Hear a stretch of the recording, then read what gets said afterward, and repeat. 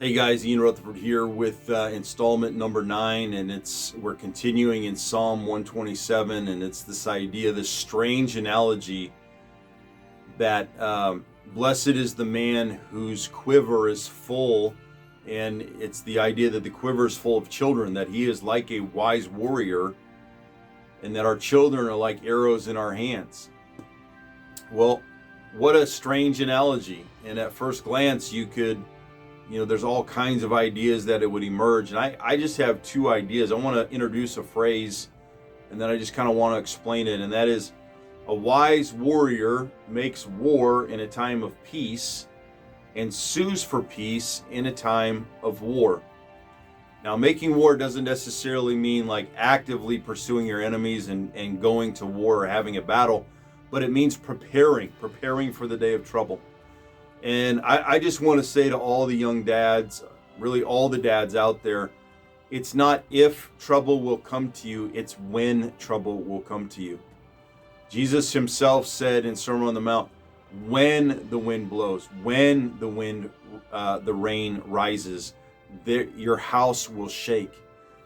Everyone will face a shaking. Everyone will face a storm or storms in life that are testing and that will attempt to tear your house down.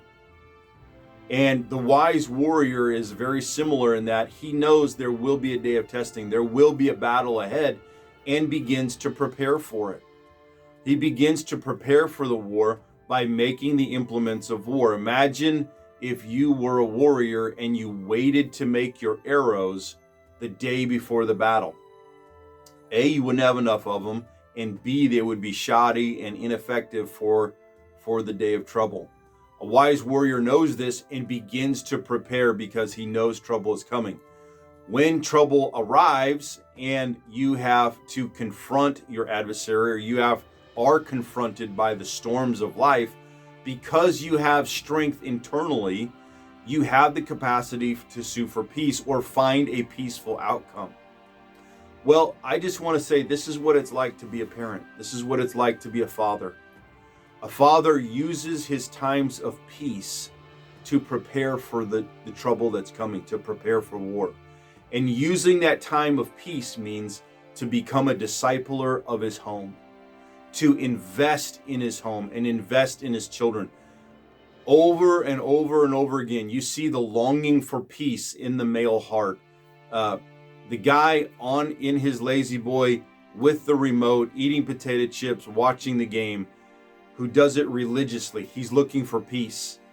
The gentleman who has the incredible drive for hunting and to actually be out in the woods and just love the crisp air and have a walk and to be able to find his prey. There's a sense of peace. There's a sense of all the other distractions and troubles of life have been gone, and it's just him in the hunt. Well, that's given to us by God. And God says, look, that longing for peace is so strong in you, you'll actually ignore what the ultimate purpose of that peace is. And in Psalm 127, he says, that ultimate peace is for the sake of getting ready for trouble, getting ready for war. I look at it very much like my prayer life. When I don't have something to do, when I have free time, which is so elusive, that's my time to pray. That's my time to get into my prayer closet, hunker down and pray. Why? I know trouble will be coming. I know there will be an issue that I have to deal with. I know there will be something that I have to overcome. And I have to use my peace to get ready for the war. I have to train for it. I have to be ready for it, to meet it head on and to overcome. Well, I have to do that with my kids. You have to do that with your children. You have been given, fathers, a grace, a God-given authority in your home. The moment you walk in the door of your home, your kids gravitate to you unless you have trained them not to. Your kids will say, Daddy. They'll want to embrace you. They'll want to reach for you. In their youth, you are like a God to them. You are the strongest influence in their life. And you can look at that and say, that's too much trouble. I'm overwhelmed emotionally. I have difficulty. I don't know how to process that after a long day work. I just want to say to you, don't fall prey to that thinking. That is modern man's great downfall. That is why the home has been robbed and plundered, because the man is passive in his home instead of being active and discipling his kids and getting ready for war. If you invest in your children during your time of peace, when the day of trouble comes, you will be ready. Your house will not be rocked. You will have a chance to overcome. You will be able to walk with your children in their older age. You will be able to confront the issues of life together, and you will have victory. But it won't happen if you think that in the day of trouble, that's when you have to have discussions. That's when you have to have time. That's when you pour over their souls. No, it happens in their youth. It happens in your youth. And if you sign up for that over the course of time, the God-given authority that you have in your home will multiply and grow, and it will fashion them and sharpen them so that when the day of trouble comes, they are ready to do business. Well, I want to encourage you. Sign up, not for the war, sign up for the peace.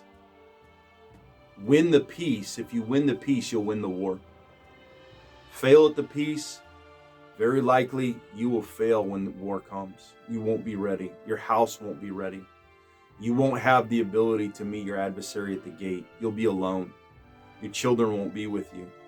The enduring legacy will have been broken because you surrendered your peace to things like comfort and self gratification rather than making an investment into your home. I just exhort you, I encourage you to go after the Lord and to go after this idea of discipleship.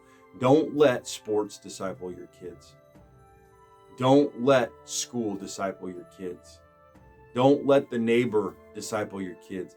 You be the discipler of your home and find victory for your family.